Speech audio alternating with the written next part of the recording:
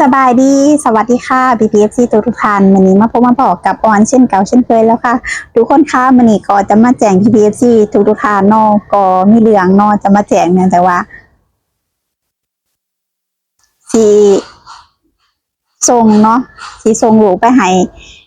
คุณยายเลี้ยงเนาะก็คือแม่อยู่ที่บ้านเลี้ยงเนาะเพราะว่าเฮ็ดงานผู้เดียวเนาะเลยอีกอย่างออนก็มีความคิดร้ายนะทุกคนคือปัจจุบันนี้เนาะแบบ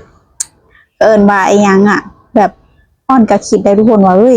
การที่ว่าใส่เงินของแบบแฟนมันบางครั้งเฮาอยากใส่อีหยังเฮาอยากเฮ็ดหยังเนาะเฮาบ่ได้หาเองเนาะเฮาก็ต้องส่วนมากก็ต้องปรึกษากับแฟนก่อนนะทุกคนคือมันมันมีความคิดแบบทุกคนเวลาเฮาใส่หันใส่นี้เนาะเวลาเฮาใส่หันใส่นี้ว่าเฮ้ยมันสิแบบว่ามันสิสะดวกบ่คืออ้อนบอกเลยว่า หลังจากสิบ่ได้เฮ็ดงาน3 เดือนนี้เนาะคือมีแล้วความคิดเนาะคือแต่ก่อนก็ปกติดีอะไรถามว่าแฟนดูแลดีบ่ก็ดูแลสุดๆดีเนาะดูแลดีสุดๆนะทุกคนคือบ่ขาดตกบกพร่องเลยแต่อย่างหนึ่งบางครั้งเขาก็คิดว่าเราบ่ได้หาเงินเองเนาะเราบ่ได้หาเงินเองถามว่าถ่ายคลิปถ่ายหยังถามว่าได้บ่ก็คือ2-3 เดือนเนาะก็3-4 เดือนบางครั้งเพื่อสิแบบได้เทื่อบางเดือนก็บ่ได้เฮ็ดคลิป คือบอกเลยว่าการหาเงินในออนไลน์มันก็ทุกสิ่งทุกอย่างมันบ่แม่นสิว่าง่ายไปเบิดได้ทุกคนค่ะเนาะคือมันก็ยุ่งยากมีเรื่องยุ่งยากแหน่อ้อนบอกเลยว่าอ้อนเนี่ยอยากแบบว่าอยากเฮ็ดคลิปลงYouTube แล้วก็ลงเพจเนาะคืออยากมีรายได้หลายๆช่องทางนะแต่ว่าคืออ้อนเองเนาะเลี้ยงลูกเนาะทุกคนบางครั้งก็เมื่อยกับลูกมากๆเลยนะถามว่าบ่ได้เฮ็ดงานแม่นบ่ได้เฮ็ดงานแต่เฮาเลี้ยงลูกนี่มันแบบโอ้โหคำว่าสุดๆเลยอะคือเวลานะคือแบบคันว่าเฮ็ดงานนะเฮายังมีเวลาเลิกได้ทุกคนอันนี้คือเฮาเลี้ยงลูกอะบ่มีคำว่าเลิกเนาะมันคือหน้าที่ของเฮาอะนะถามว่าเฮ็ดเต็มใจบ่ก็เต็มใจเพราะว่าลูกเฮาแม่นบ่ทุกคนค่ะเนาะลูกเฮาก็เต็มใจแต่อย่างหนึ่งที่เฮาแบบเวลาซื้อของออนไลน์เพราะว่าอ่อนนะบางครั้งก็อยากแบบว่าบอกง่ายคือเฮาก็อยากงามนะทุกคนอยากงามอยากใส่เสื้อผ้างามๆอยากซื้อหันซื้อนี้แต่งหน้าแต่งตาแน่เพราะว่าเริ่มแบบเริ่มเฮาอยู่ซื่อๆแล้วทุกคนแบบเฮาก็เริ่มโซมบ่แล้วเฮาก็อยากงามมันนะอ่อนก็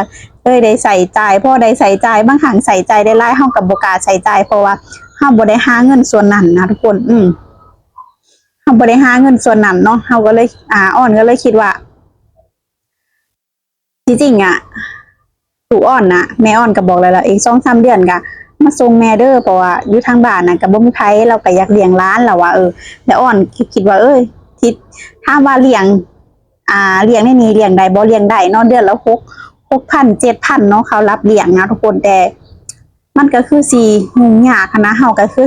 อ่อนก็เฮ็ดงานกับแฟนและเงินส่วนนั้นก็เอาไปจ้างเลี้ยงเบิดหยังประมาณนี้ถามว่าอยากอยู่บ่ก็อยากอยู่กับลูกเนาะบ่มีไผดอกบ่อยากอยู่กับลูกนะทุกคนค่ะแต่ว่า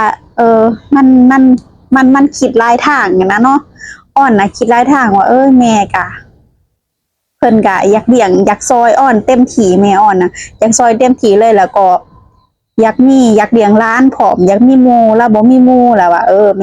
ม่กับพ่ออ้อนทางบ้านน่ะบ่มีเด็กน้อยอยากมีเด็กน้อยแล้วอ้อนก็คิดว่าเอาให้เราเลี้ยงเนาะให้เงินให้หยังเราแน่หั่นนะเพราะว่าเลี้ยงลูกเฮาเนาะคือเราบอกเลยว่าเลี้ยงลูกว่าส่ำนี้เลี้ยงหลานแห่งสิกว่าหันแม่นอยู่ทุกคนค่ะแล้วอ้อนก็มีความคิดพร้อมนะว่าการแบบเฮาอยากใส่ใจอยากซื้อแป้งทาหน้าซื้อหันซื้อนี่เฮาก็เริ่มมีความเกรงใจนะเริ่มมีความเกรงใจแล้วบางครั้งแบบน้องนุ่งอีหยังประมาณนี้เฮาก็ว่าเขาก็อยากให้บ้างแต่เฮาบ่สามารถที่จะให้เพราะเฮาบ่ได้หาเงินในส่วนนั้นเด้ถามว่าคันเว้ากับแฟนน่ะให้บ่แฟนก็บอกว่าให้เนาะแฟนแบบคือแฟนอ่อนน่ะเป็นคนที่ว่าบ่ได้ขี้ถี่เนาะแต่ว่าอย่างหนึ่งเฮาก็ต้องคำนึงถึงคำว่าครอบครัวพร้อมเนาะคือซอยเท่าที่เฮาซอยได้นะทุกคนเพราะเฮาก็บ่ได้สิว่าร่ำรวยเฮาก็บ่ได้ว่าสิมีเงินเนาะเฮาก็เป็นลูกจ้างรายวันคือกันนะทุกคนค่ะเนาะเป็นลูกจ้างรายวันคือกันอ่อนก็เลยคิดว่าแบบบางครั้งอ่อนสั่งของมาอะไรอ่อนยังว่าก็ยังคิดว่าคันเฮาหาเงินได้ก็คือสิดีกว่านี้นะทุกคนเอาก็คือสิอยากไปแบบคงมาจบมาแจ็บถ้ามาใส่ฟุ่มเฟือยดอกมันก็บ่ถึงว่าฟุ่มเฟือยดอกทุกคนค่ะเพราะว่าคลองลูกนำเนาะคลองลูกน อีหยังของลูกที่จะต้องใส่ใจายของลูกก็ต้องซื้อตลอดแล้วอ้อนน่ะแล้วอ้อนน่ะหลังจากที่อ้อนแบบคลอดมาเนาะอ้อนก็แบบอยากแบบว่าอยากแต่งโตแต่งต้นบ่อยากโสมคือเก่าแบบอยากหาครีมทาหน้าอยากอีหยังประมาณนี้อยากแต่งโตงามๆแบบว่าทุกคนเฮาเนาะมันมีความคิดนะแบบหลังจากตอนท้องตอนท้องมาคือบ่ได้เฮ็ดหยังเลยก็คือปล่อยเลยเนาะแล้วก็หลังคลอดลูกก็บ่ได้แต่ว่าก็บ่ได้สิมาแต่งหน้าแต่งตาแต่งโตหยังคือตอนนี้อ่อนก็คิดว่าอ่อนก็แบบอยากแต่งหน้าแต่งตาเนาะอยากงามอยากสั่งของแบบที่เฮาอยากได้นะแบบเฮาก็อยากงามอยากสวยคือคนอื่นเขาเฮาก็อยากหุ่นดีอยากใส่เสื้อผ้างามๆคือคนอื่นเขาเพราะว่าหลังจากถอดมาหลังจากท้องมาคืออ้อนบ่ได้ซื้อเสื้อผ้าเลยเพราะว่าใส่บ่ได้เนาะใส่บ่ได้ซื้อแต่เป็นสุดแล้วก็หลังคลอดมาก็บ่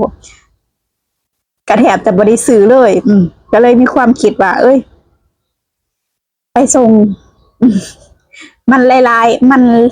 ายเหตุหลายปัจจัยเนาะก็เลยคิดว่าจะไปส่งลูกให้แม่เลี้ยงเนาะ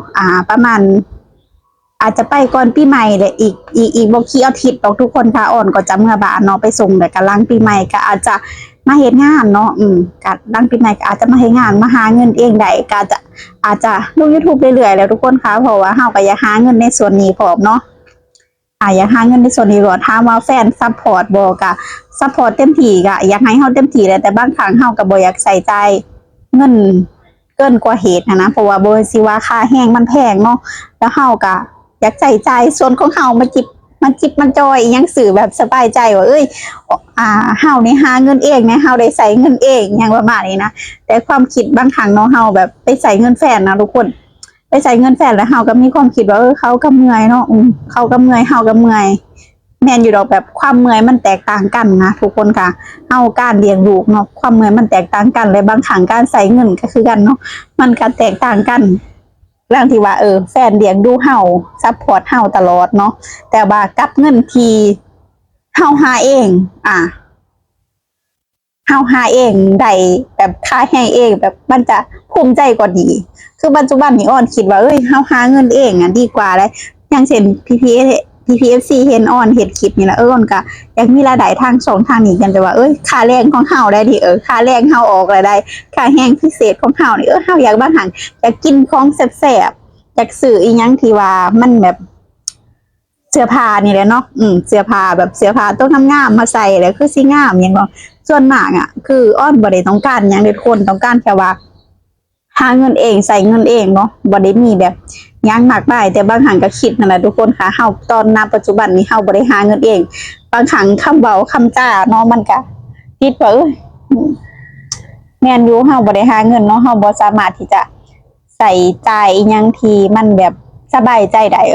อาง่ายคือใส่เงินแฟนมันก็บ่คือใส่เงินเฮาเองเลยทุกคนค่ะแม่นบ่ค่ะPPFCค่ะใส่เงินแฟนบ่คือใส่เงินตัวเองเนาะใส่เงินตัวเองคือสบายใจกว่าเนาะนี่แหละทุกคนค่ะหลังปีใหม่เด้แล้วเนาะอ่อนก็จะกลับมาเฮ็ดงานเนาะเพราะว่าอ่อนก็จะไปส่ง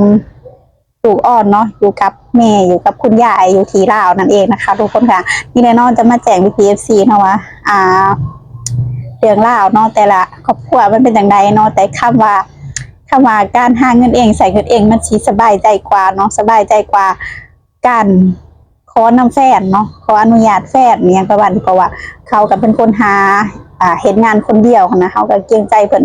ถ้ามาเมื่อยบ่ก็เมื่อยเฮ็ดหน้าที่เต็มที่บ่เฮ็ดหน้าที่เต็มที่เนาะแต่บางครั้งเขาก็อยากใส่ของมาแจกแหละทุกคนค่ะเนาะก็เลยอยากหาเงินเองเนาะซัพพอร์ตในเรื่องนี้โอเคเนาะจากเรื่องราวนี้เนาะออนก็มาบอก PFC เนาะมาแจ้งข่าวนั่นแหละเนาะว่าอีกบ่กี่อาทิตย์เนาะก็จะเมื่อลาวแล้วมาส่งลูกให้แม่เลี้ยงเนาะก็จะกลับมาเฮ็ดงานคือเก่าคือเดิมมาหาเงินเองนะเนาะก็จะ